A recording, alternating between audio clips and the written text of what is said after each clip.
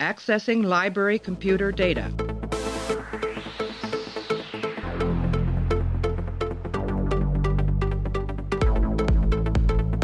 Out there are no saints. Just people. Hey everybody, welcome back to the show. We're continuing our run through Star Trek Deep Space Nine. Right now we're up to the episode called Rules of Engagement. It was the 18th episode of the 4th season, aired on April 8th, 1996. Teleplay goes to Ron D. Moore. Story credit goes to Bradley Thompson and David Weddle, directed by LeVar Burton. In this episode, the Klingons try to extradite Worf after he accidentally destroys a transport full of Klingon civilians. We're joined as always by Clay. Clay, how are you? I'm good.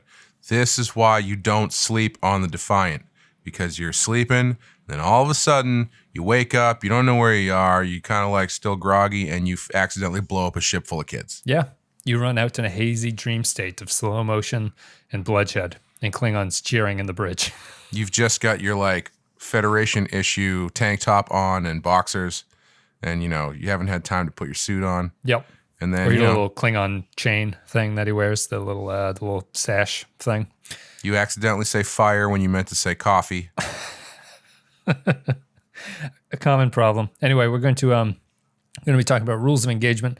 The first script the story credit goes to Bradley Thompson and David Weddle, who will go on to become fairly prolific DS9 writers and also Battlestar Galactica writers. We're going to take a break. Me and Clay are going to come back right after this audio clip. It's an interesting system of justice you have, Captain. It does have its flaws, however. It emphasizes procedure over substance, form over fact. I'm sorry if you feel it puts you at a disadvantage. On the contrary, I look forward to fighting on your terms. This is not a fight. It's the search for the truth. The truth must be won. All right, Clay. So I was actually pretty interested in what you had thought about this one because this episode generally has two trains of thought about it. Mm-hmm. It's either a very good Worf character piece or it is a disaster of a courtroom drama episode. Depends on how you want to. It's really what people sort of get out of it.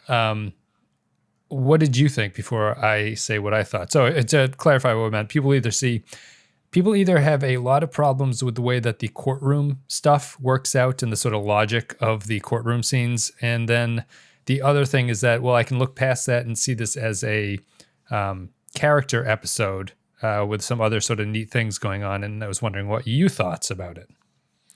I felt both of those things simultaneously.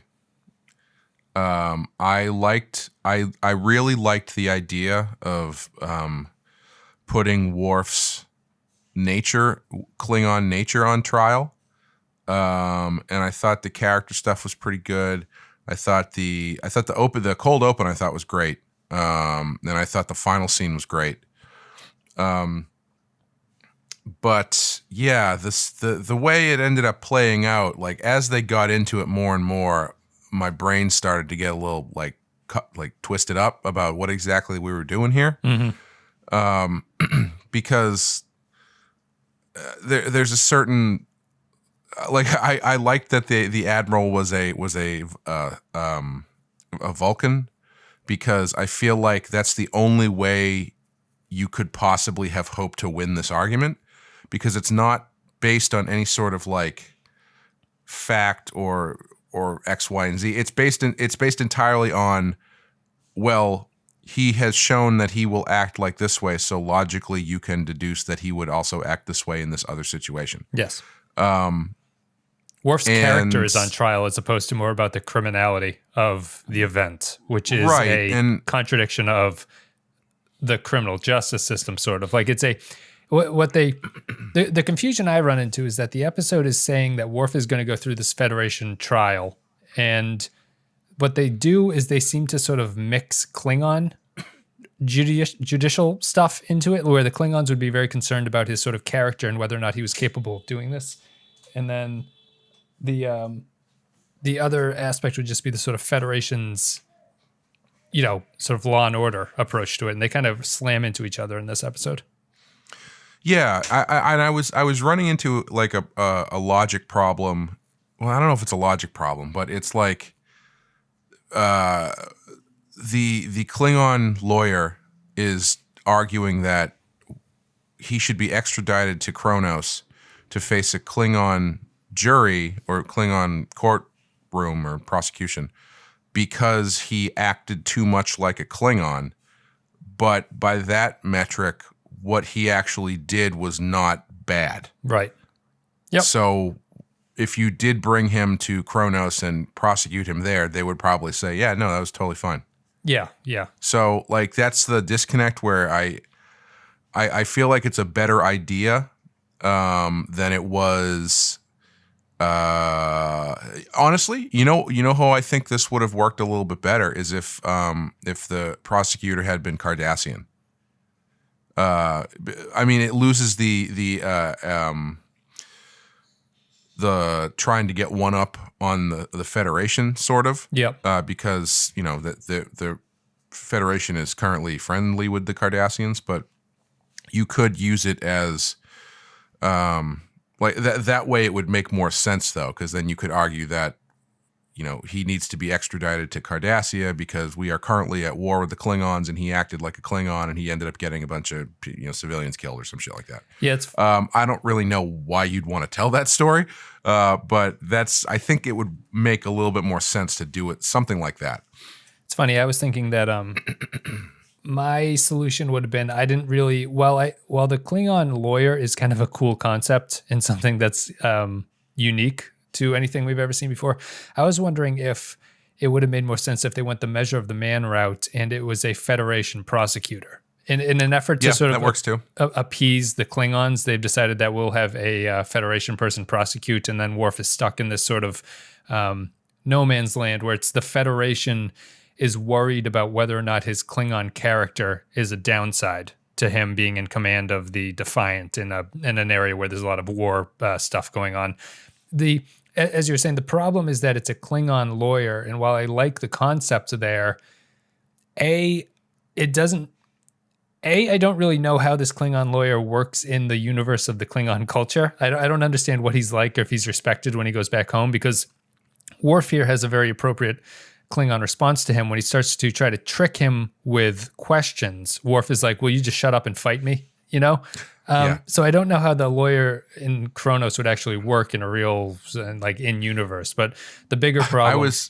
I was really hoping that at the end, after Worf beat up the lawyer, Sisko would stand up and would say, "Your Honor, clearly this man has no fighting skill whatsoever. Therefore, he could not possibly have been as cold-blooded as to murder a bunch of kids." You saw those 3 punches. Yeah, it's...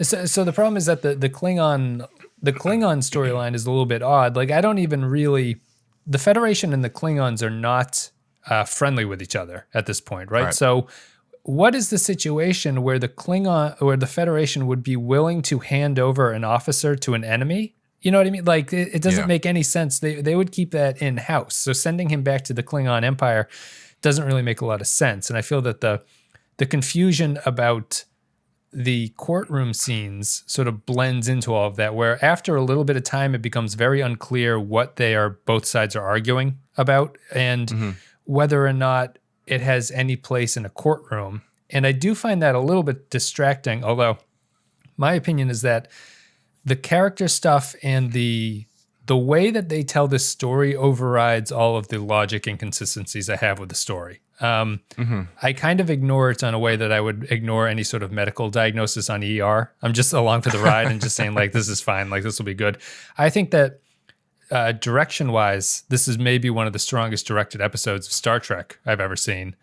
And yeah, it was great. And then on a character level, it's a nice little, it's like the other side of after Sons of Moog, where we learn that Worf doesn't really fit in with the Klingon society. This episode kind of does the other side, and it says, well, he doesn't really fit in with humans either, because he has a alien perspective that is not second nature to the way that humans are, which is the scene where Sisko chews him out at the very end, and that's all about. So it's really kind of a neat little fleshing out of Worf story. The only problem I'd have with that is that for it being a Worf story, he's not really present in a lot of it. I could actually see the argument that Sisko, this is more of a Sisko story than it is a Worf story. And originally, the original script was that Sisko was the one who gave the order to fire on the ship.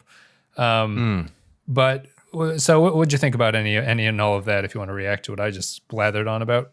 Well, I actually agree. I think that the tack they should have taken shouldn't have been extradition, but dishonorable discharge or something like that. Because I think that I think having a Federation court-martial, basically, where you had, I mean, I think you could still have the Klingon prosecutor, that kind of thing.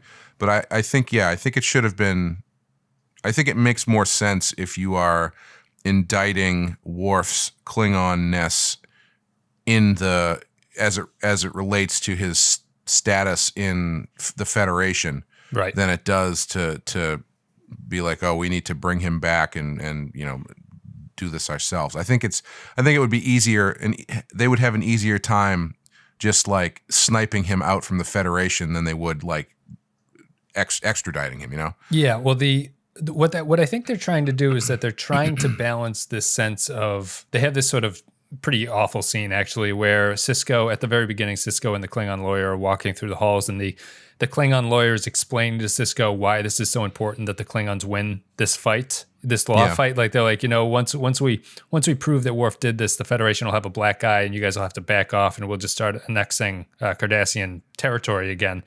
That feels very unnecessary or unwise for the lawyer to explain that to Sisko. But the problem there is that they're trying to bring in that Klingon story that's sitting in the background and put it on top of this. And I don't know if it actually suits the story. It suits the season, I think, but I don't think it suits the story of the episode. Yeah, I would agree with that. It is weird that they just kind of have a walk in the foyer there, and he's like, "Would you like to know exactly why we're doing this? Because I'd be happy to tell you." Yeah. I mean, he's one breath away from saying, "Do you want to know why we set this whole thing up?" Basically, yes. Like, although, is the lawyer aware of what they've done? That's a good question. I don't know. I don't think they give you enough at the end for you to really make a decision on that. I mean, his answer when Sisko calls him on it is very much a considered. I think you could take it either way. I think you could take it as a considered, yes, it's possible that this is a setup, but you could also take it as him just, you know, sheepishly admitting it. Yeah. I lean towards sheepishly admitting it, but I don't know why I don't know what the point of him. I don't know what the point of sending a Klingon lawyer who's unaware that this is all a setup would be, because you'd want your lawyer to be planning for that contingency of, if they discover that this is a setup, how do we get ourselves out of it? Kind of smoke bomb. Yeah, a ninja blackout. But I like this. I wanted to talk a little bit about the direction. It's LeVar Burton, who I was surprised is he's actually the former cast member with the most directing credits on Star Trek, which I didn't realize.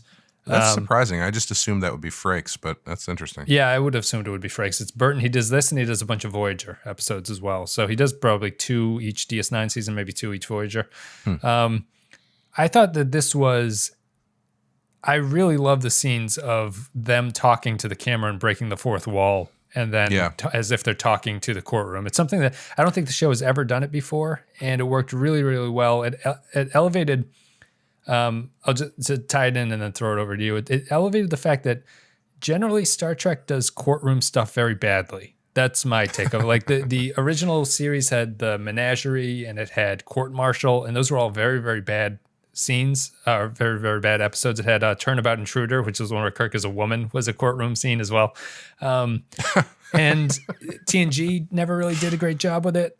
And I don't know why that is. I thought that this was a pretty good courtroom drama, although it didn't really work on the courtroom level. It worked more on the drama level. So I don't know if you have thoughts about why courtroom stuff doesn't seem to work in Trek as well as it does on other shows, or if you just wanted to go off on the direction and the aesthetics of the episode itself. Yeah, the breaking the fourth wall thing, I was not expecting, and I was happy when they did it, because when they first cut to Dax. Worf and Dax is the first fighting. One, Worf and Dex fighting in the holosuite or whatever, I was like, oh fuck, is this just an excuse for a clip show? Because it looked very similar to when they, when he was staring at her boobs that time. Yep. So I thought, oh, this is going to be like, no, Worf is a stand-up guy. I remember back when we were sitting 4 episodes ago. He didn't look at my tits, even though I wanted him to. I remember when I announced that my wife was pregnant again, and he was like, what? Now? See ya. I thought it was going to be one of those things, like the last episode of Seinfeld. So I was glad that it was actually new material, and they were, they found an interesting way to do it instead of just doing a voiceover type thing, which makes that stuff more engaging, It's more artistic.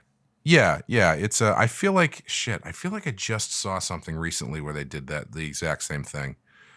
I can't remember what it is, but I feel like it's a choice that I've seen elsewhere, and it always works pretty well. Yeah. I really like the I think the O'Brien one is the best, where O'Brien is going through what actually happened when they fired on the ship, and he's sort of that one was interesting because they also did like a fantasy sequence. Well, a fantasy sequence, and he was mixing talking to the courtroom and replaying what actually happened. So he'd be like, I told Commander Worf to that I'd done a sensor sweep, and then he cuts back to the console and he's like performing sensor sweep, whatever. It's a nice little balance of mixing the two scenes together in a way that the Dax one is more simplistic.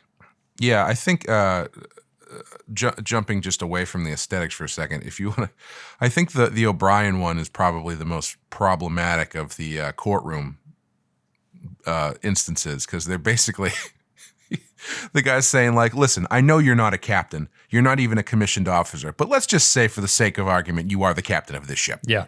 And the outcome, which is the other problem. It's like, that this was the wrong thing to do. Would you have done it in the first place? It's like, I guess not. I don't think that's going to hold up too well in a court of law in most places. I thought those things were really great. I thought, it looked really good overall. They did a lot with only like 2 or 3 different sets. I really liked the Quark one. I thought the Quark one was great. It's a good joke. Yeah. I do wish that the Dabo girls had been dressed differently, though, because the first couple times when they cut back to a different one, I had to rewind it and see that it was actually a different. Because, like, the first time she's got her head turned away, so you can't see her face. And then it's like, no, it was actually, Lita or whatever. Then they cut back and her face is towards the camera. Yeah. So I couldn't, but she's wearing like the same clothes. Yeah. So I thought I wish they had differentiated that a little bit just to make it a little bit clearer that they were different people. But I thought the second one and the third one were the same girl. Maybe. I don't know. I also had a moment of, I was like, I don't think they changed the girl again, but then they changed Morn instead of Bashir at the very last one. But I agree they should have been a little bit more differently, although since they're all Dabo girls, I guess they're all wearing the same scantily clad negligee thing. Well, one of them could be wear the red one that they wear on Tuesdays or something. I like the fact that Bashir said, "Have you ever seen the wormhole open in 2 different cadences?" He delivered the line differently each time, but equally as flirtatious and dead sexy as the last. Yeah, I like the Quark one. It's a good joke. It was a way to get through that. They obviously do the thing about Morn is a talkative guy, except we never hear him talk, and they get to do the joke here where they cut him off before he says something. Morn. Oh, Morn. One of the bigger things I liked about it is the fact that it is I almost wish they had played it up a little bit more. The Klingon has a great line. Let me see where it is. I want to say it right. He says, "It's an interesting system of justice you have, Captain. It does have its flaws, however. It emphasizes procedure over substance and form over fact." I thought that maybe I'm reading too much into it. I actually thought that what was going on here in terms of the Klingon influence on the trial was a commentary on the actual judicial system of the U.S., which is that the best system that we have for jury and sort of figuring out justice and guilt and innocence is actually kind of shitty at a lot of things. The best system we have in order to protect people causes a lot of sort of loopholes and leniency, I guess would be the way to look at it. Like the judicial system always seems to pride itself or focus on narrative over actual evidence. And I think that's one of the flaws of it. But if you guys are interested, it's a book called Popular Crime by Bill James. And he goes into all of that kind of thing about how he would fix the justice system by sort of making it more of an evidence-focused thing. But it does seem that the judicial system is largely built around who can tell the better story and who can twist the evidence into a better story, who can come up with the most sort of the story that seems the most plausible or pleasing is the best outcome. And I think that the Klingon is actually kind of trying to do this. He's laying traps and playing dirty pool with Worf just to get his point across that Worf could have done this. And if you're not paying attention, if you were like a juror watching this, you'd say like, you know what, Worf could have done that, even though Worf being able to have done that doesn't really amount to anything in the criminal justice system that I'd want, at least in my like real life experience. What do you think? Anything about that? Yeah, I think the interesting the interesting disconnect when you get to real life court stuff is that, and it also, I feel like this comes out a lot if you watch something that's based on a true story and then you look up afterwards like the differences and stuff, it's always a lot messier. And I think you're right in that people tend to err on the side of the easier to swallow story, like the narrative. If the narrative makes more sense, oh, clearly that must be the right one.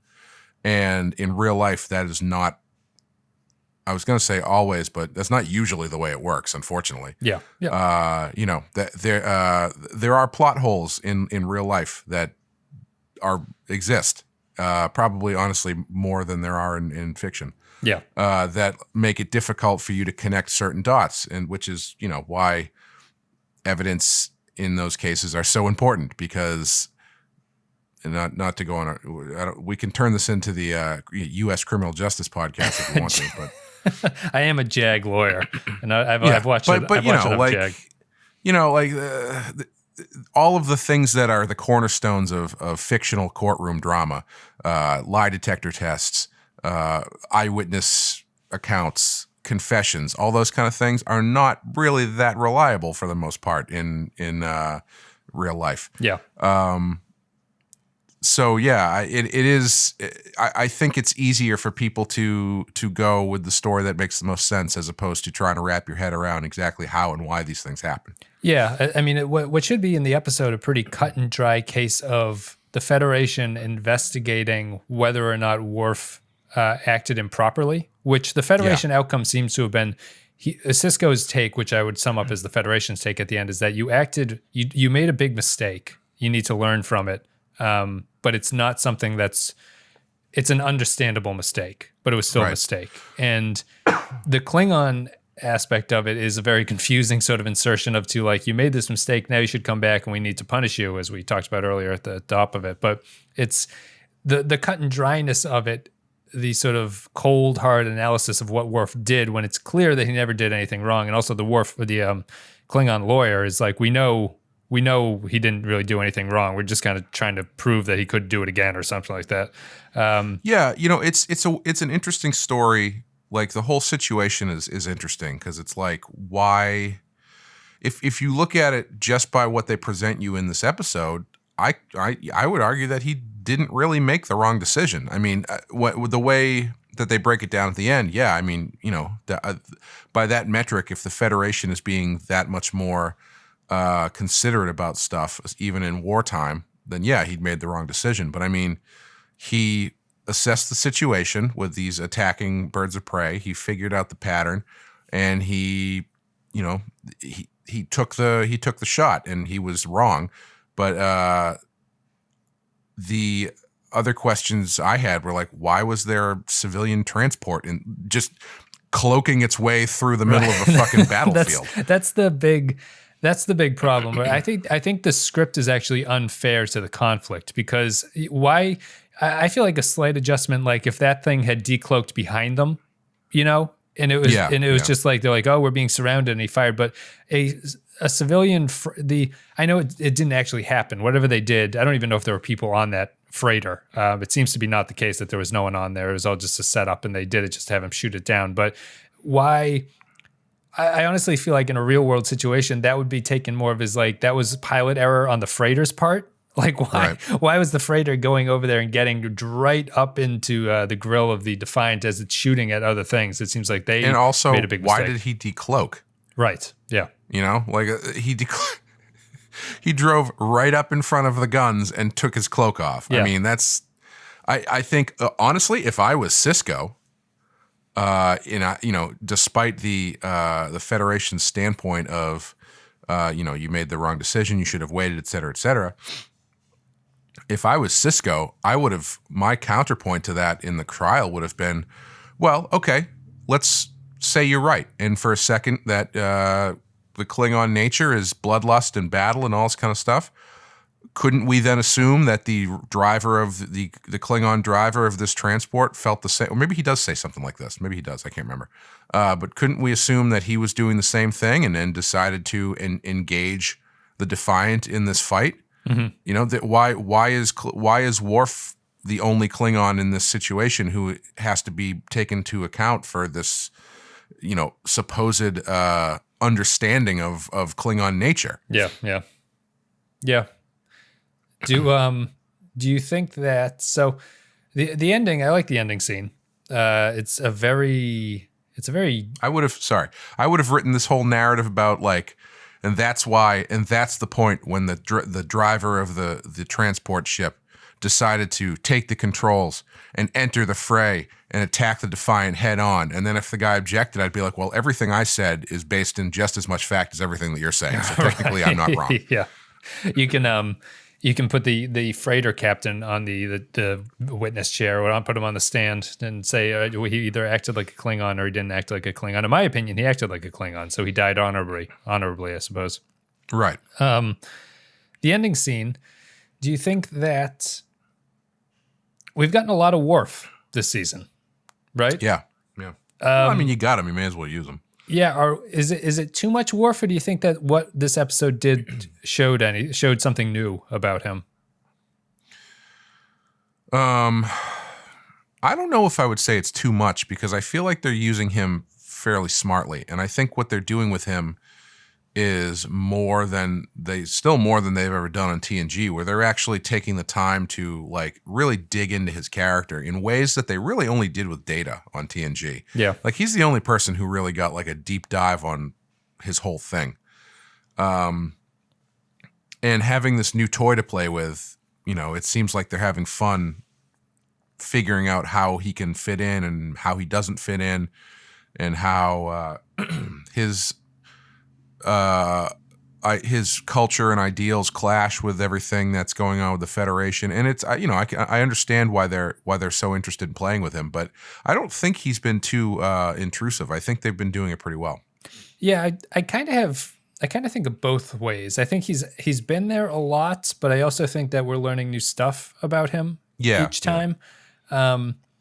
His whole shift to command has been a nice turn here, where he's no longer just the guy in a security outfit who's following all the rules and just doing whatever he's told to do. He's in a position of command now, and he has to actually think about the repercussions that his actions could have.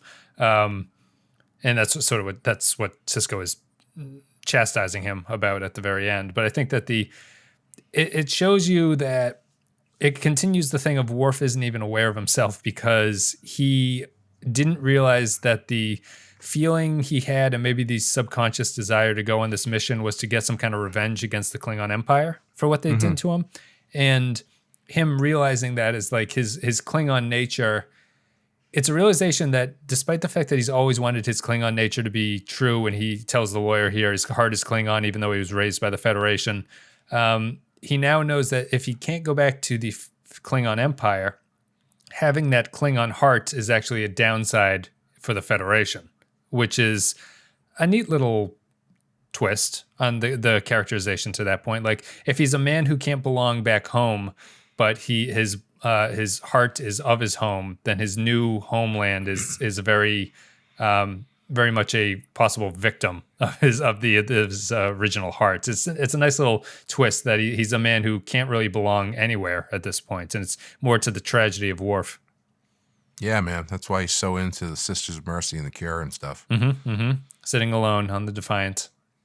all day.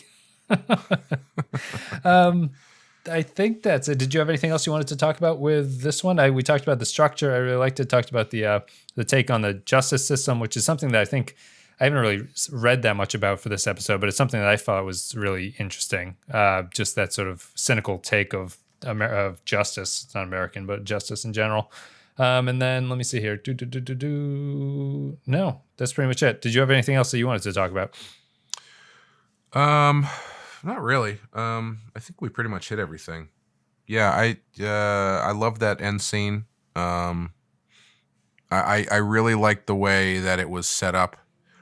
As Cisco being like, "Hey man, come on, well, there's a party that's everybody's having for you," and then Worf's like, "I don't really know if I should be at a party. I think I made the wrong decision." And then like on a dime, he's like, "Yeah, you did. Now what's the second mistake you made?" Yeah. Like it just very quickly turned into a teaching moment, which I really liked. Yeah, he goes from easygoing to superior officer back to easygoing, back to like fatherly figure there. Yeah. It's a lot of quick turns, and they all feel very believable for Cisco. And you know, we talk about it all the time. It highlights a difference. Picard would never have swung back to the fatherly figure, I don't think. Like he ends those kinds of conversations as the disciplinarian and leaves it at that.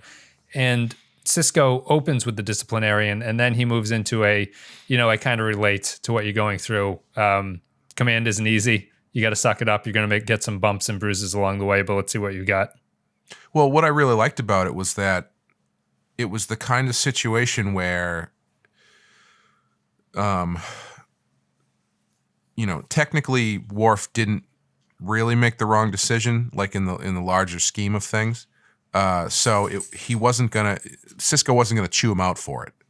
But the fact that Worf displayed the wherewithal to self-analyze and realize that he did something, Cisco was like super into that. Yeah, because he sees him as he says in that scene, he has the potential to be a great captain. So when Worf was actualizing the actions of a captain, he took it as an opportunity to help him, help him along a little bit. Like, so he didn't have to chew him out.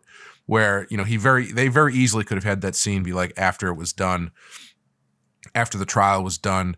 They're back in Cisco's office, and it's at that point that he chews him out for his decisions. They didn't do it that way, which I really liked. Yeah. That's a good point. We're going to take a break. We're going to play an audio clip. Me and Clay are going to come back, read some patron thoughts, give our final thoughts, and then we'll call it a day. Captain, I thought you should know. O'Brien and Bashir are throwing a party for you at Quark's. Looks like quite a bash. I'm aware of it, but I have much on my mind. Ch'pak was right. I did have something to prove when I took command of the convoy. And I did not realize it until I stood there, looking down at him, blood trickling from his mouth. In that moment, I remember thinking, finally, he had given me what I really wanted. A reason to attack him. And I had that same feeling when the Klingon ships first attacked. Finally, a chance for vengeance. I should not have accepted the mission.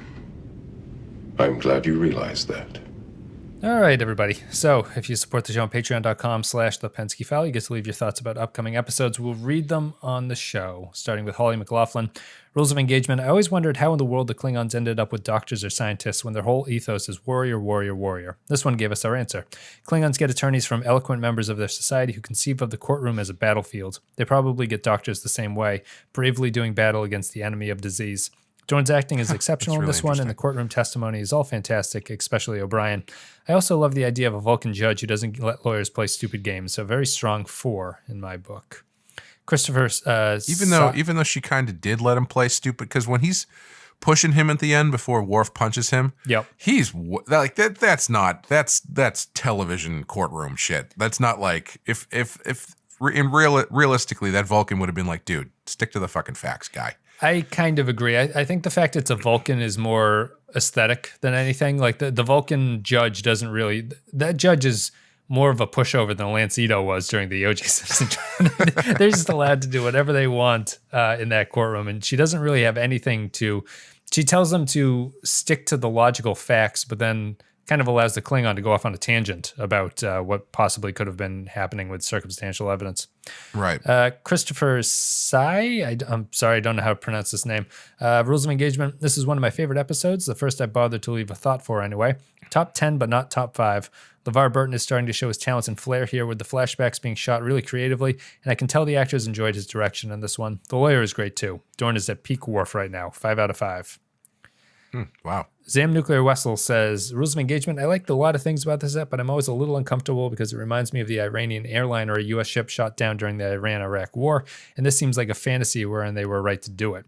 There's definitely right-wing conspiracy theories at the time about the plane being full of already dead people, much as we later got from the other side of 9/11. Yeah, I mean, I think originally it was written about that Iranian thing where a plane flies into a war zone and gets shot down, and that was the original concept here. Stephen Cobb says, Rules of Engagement, the testimony of Dax, Cisco, etc., talking to the camera was a very interesting way to tell the story, very artistic and visually interesting. As has been discussed in the past, I think this was a very DS9 ending, and that Cisco reprimands Worf, letting him know that even though he was exonerated for murder, he still fucked up. I don't feel the TNG would have gone that way. Next is further down. Where is it? Kyle Barrett. Rules of Engagement. From its beginning, it's clear that even DS9 isn't dark enough to have Worf kill 441 civilians, and therefore foul play must somehow play a part. That takes off some of the drama out of the proceedings, but once you get past that, it's a great episode. It kind of reminds me of A Matter of Perspective from TNG, but without the use of the holodeck, going for fun POV scenes instead. I've seen it done before, but not in Trek. It makes a courtroom episode that could have felt stagnant a bit more dynamic, and I personally like a good courtroom episode anyway, so I enjoy this one. Ron Canada is awesome, and I'm sure Wes remembers him from one of his favorite TNG episodes, The Masterpiece Society. He was the best part of The Masterpiece Society, Cal. Also, did you notice how weird the chair the witnesses had to sit in was? It was very posturepedic, the chair. It's a very comfy chair. Matthew Ross. It was like the chairs that they use at Jordan's Furniture IMAX theater. Yes, yeah, that's right. With the butt kickers. Rules of Engagement. Wow, to call this courtroom regional humor. To call this a courtroom drama is laughable. You're not going to get a better deal than Bob's. To call this a courtroom drama is laughable. It's hard to do in a courtroom drama when you don't seem to know what the hell you're talking about and derive your info from Ally McBeal. To me, the closest courtroom drama I have ever seen is the movie My Cousin Vinny. The fact that the advocate concedes everything means the case is over. The rest of this is plain BS.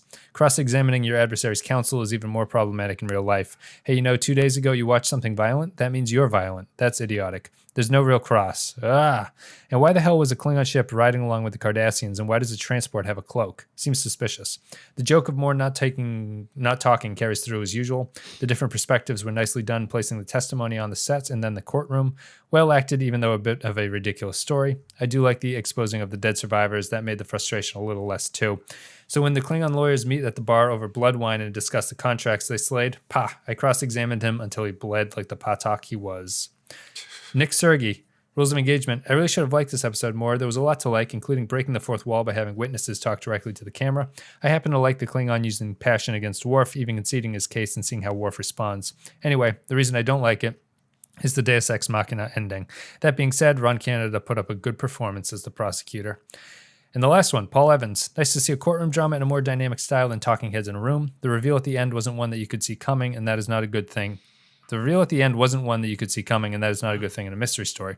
The viewer should be able to piece clues together as the story progresses and have the opportunity to reach the same conclusion as the characters, or to be able to say, I thought it was X, but I can see how it was Y. This story presents the new evidence at the end to the audience at the same time as it presents it to the court, and that diminishes the effect. That's funny, because about halfway through, I thought, I don't think any of this actually happened.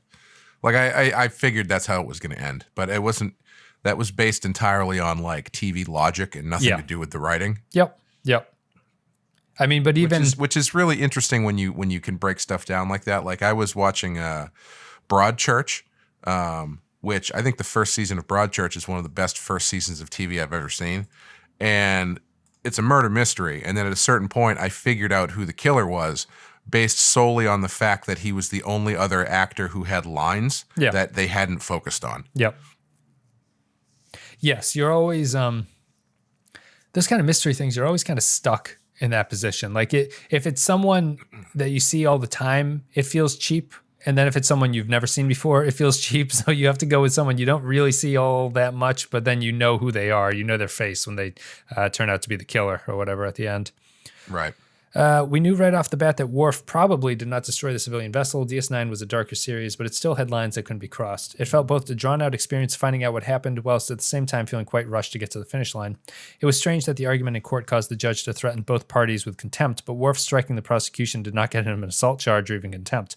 That would have been an unreasonable action to take, but would have prevented the continuation of the plot in the intended direction.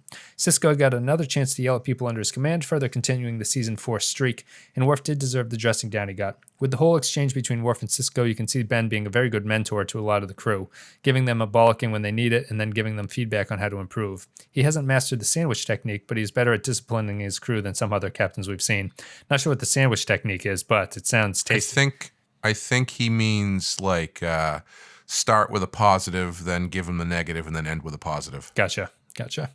But there was something I wanted to respond to here. See, I feel... You were saying that halfway through you thought this couldn't have possibly happened. I felt that Worf could have killed the civilians in this show. Like it's enough of not his fault where I don't think it's beyond the scope of this show and its tone where Worf could have accidentally killed 440 people and it ends up not being that big of a deal because of the setup for it. You know what I mean? I'm surprised so many people think that Trek couldn't have had him kill real people. Yeah, I think having a member of your main cast accidentally murder a bunch of civilians might be a bridge too far. I also kind of felt like it was coming because there had not been like a third act turn at all. Mm-hmm. And so I knew something was coming, and I was like, the only thing that really makes sense here as far as how this show usually works, not Star Trek in general, not DS9, is that this seems like it's probably going to be more of a status quo maintaining episode. So, I don't think they're going to end it with him actually having killed all these people. Yeah. And the repercussions of those actions. Yeah. You see, I still think it would have been if the setup was Worf took the Defiant out and he just found a Klingon ship full of civilians and he shot it for no reason, I'd be like, all right, that's a Star Trek story that can't possibly happen.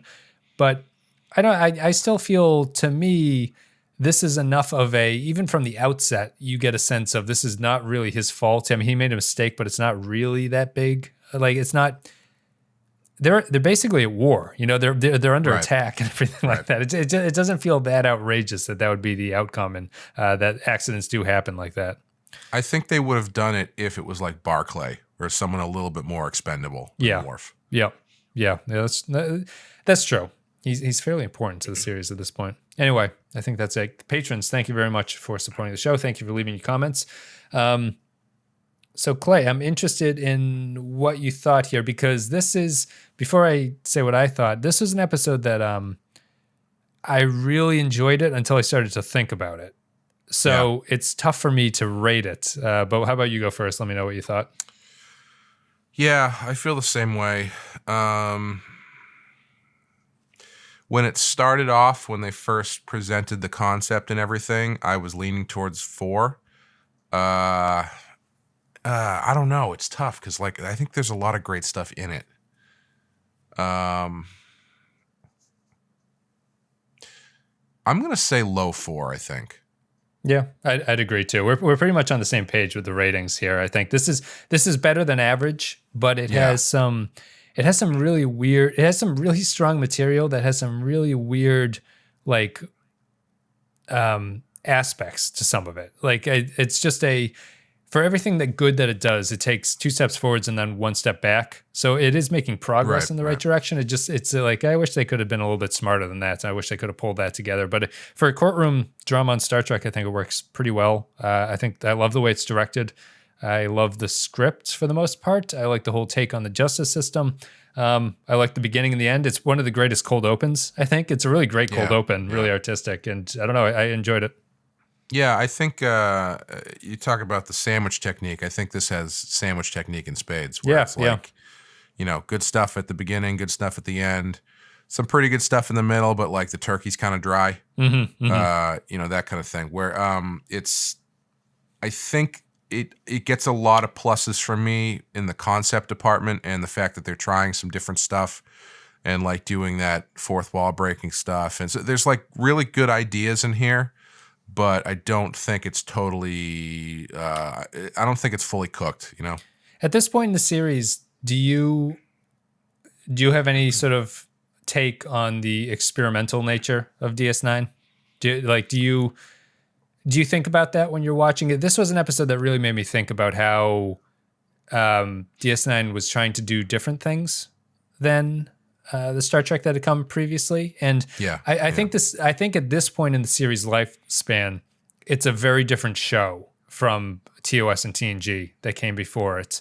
And the way that it handles similar ideas, this is a very different outcome for a DS9 show than it would have been for a TOS or a TNG type show. And I didn't know if you had any thoughts about sort of the experimental nature of the show and why it's considered the black sheep for a reason. And the writing staff really took the sort of very low ratings that the show was getting, and were allowed to sort of push boundaries with it in a way. Here, the main thing here is just doing things that direction-wise none of the other shows had done before.